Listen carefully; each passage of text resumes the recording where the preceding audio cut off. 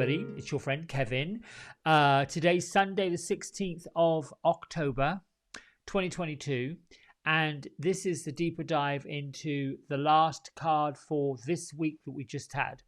So let's get right to it. Now, I'm using Guardian Angel Messages Tarot by Radleigh Valentine and Beautiful Images by Dan Craig. Last week, I pulled 7 cards. And the last one, which would have been for today, there were 2 together. Oddly enough, these 2 are both in the suit of fire. They both have very similar colouring on the bottom. And one shows the Ace of Fire with Archangel Gabriel behind. Now, I call this one Archangel Gabriel because I believe that Archangel Gabriel is the archangel that comes in when we're working with newness, like a new project, a new baby, a new thing that we're nurturing and bringing in. Interestingly enough, in this card, the spirit of archangels, guardian angels, are up behind this woman who started off as this young child. So all grown up with the other 5 rods of fire that she has accomplished, all good to go. Now, how does this relate to the energy of today? And how do we interpret that? Well, in Tarot, what I'm realizing or what I'm learning is, and Oracle too, when 2 cards pop up like this together, it's best to read them as a combo. For me, that's like the only way to read them, because we're dealing with the inspiration and the spirit of today. So what this is saying to me is, you may have come upon a brand new, brilliant idea. You may be fired up to take this next transitional phase of your life on with gusto. The 6 of Fire is saying, this is exactly what you need to do. You're also going to team up with people who are going to come and help you. It's a little bit like looking through a magic mirror. On one side, you see the idea, the passion, the thing that you want to do. On the other side, the reflection is a fast forward look into exactly what's going to happen when you do it. So I don't know how to be any clearer than this, other than to explain that the suit of fire that we now find ourselves in is actually all about our passions. It's all about the day-to-day aspects, careers, ambitions, and where we're driven to accomplish great things. It relates to the home life, spiritual pursuits, extracurricular interests if you have them, hobbies, all those things. Just about anything that excites us or inflames our passion on a creative level is connected with the suit of fire. Now, guardian angels are really hugely helpful when it comes to igniting the creativity and passion within us. So ask them to help you and help to rediscover everything that you want that excites you. Put the faith back into your feet. Putting the faith back in your feet. And the angels love to help you do this to accomplish your goals. They get excited when you get excited. I'm hoping that this is making sense. On a personal level, I've shared with you all that I have made a decision to change locations of my physical business to make it a little more wellness oriented.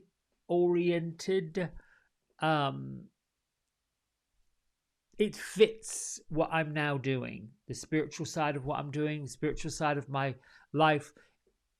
And I was wondering how all of this is going to fit together. You know, a year ago, not even a year ago, well, it is about a year ago, I was challenged by, I have this fabulous creative side of myself that is digging into people and their hair and making them look a better version of themselves.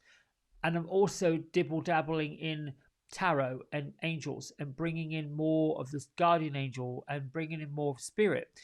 And it seemed that these two were partitioned, and they really aren't. This is me doing all of it. I feel the same way. In a way, I would imagine that chefs, artists, really anyone. I mean, you could even be a lawyer and still be incredibly spiritually driven. At one point I went to see an attorney who actually was a practicing Buddhist, and his beliefs were quite different to most other attorneys I'd met. Still a bit of a partition. Society sometimes, culture, the areas we live in, the municipalities, our regional parts, they take a bit of a while to catch up. If we were in certain parts of even America, it would be widely accepted that this is what you do. There are little vortexes. Sedona is one of them that comes to mind. Maybe the hills of Asheville's another. You can probably go to some deep-seated traditional Indian reservations to find another. There are all kinds of places that you can gather to be with your brethren, sisterhood, whatever you want to call that. And I feel like I'm going off into the weeds because the guides are like, when they get like this, I see them go like this, and they're like, ooh, like they go and the woo. This is how I feel like their energy is. It's time to bring it back down. Anyway, I'm physically moving to another location, and it's exciting. And at the same time, I'm also realizing whenever I get in my head about a conundrum, in this particular case I'm sharing with you, it's where's the water going to go? That's important. Got to be able to wash hair. And I can get stuck in the intensity of working it out right, getting it right. What I've realized is there's help. This time last week, I was not sure this was going to happen. The middle of last week, I thought, oh my goodness, we've made this big, huge mistake. The end of last week, here comes a person who says, no, this is not a problem. We can do this, and it all fits. What's my point with all this? To let you know, Ace of Fire, let me go back to that one. Six of Fire is collapsing time. It's basically saying your idea is right on point. If you've got an idea you're passionate about and you want to pursue it, it's right on point. And the people that are going to show up to get you there are going to show up and get you there. This is all about follow your dreams, follow your desire, follow what you're doing, and keep that going. The other point, and now I got goosebumps, so I know they're landing. When that happens, I get these hairs that there's a presence here, and you sometimes see me go off, not focus in its. You've got to get this information out. When you're really focused on something that gives you this EBGB, passionate, jump up and down, can't stand it anymore, that is when you are in the presence of these guardian angels and this extra energy that is almost like pulling you forward, moving you forward. My good friend, and she knows who she is, said, whatever is for you will not pass you by. Whatever's meant for your highest good will not get out of your way. It's almost as if you're going to come across a traffic congestion. You're going to come across something that leads you where you need to be. Once you understand all of this, and once you get to that point in your life where this is, oh my gosh, you're realizing it, the power of manifestation, and your feet in faith. You probably heard that whole term, you maybe used it yourself. I'm not grounded. I don't feel grounded. I don't feel like I'm grounded. Here's a little tip for all of you that feel like sometimes you're all up in your head. The chakra energies that run down your spine is called the Sushumna channel. Typically, if you know anything about chakras, it goes from light silver into violet, comes on down deeper violet, blue, green, into yellow, orange, red, down into the earth, which I feel is a beautiful deep copper. When you're in your head too much, and all of this is going on, naturally you want to say, I've got to get to water for healing, earth for grounding, and air for movement.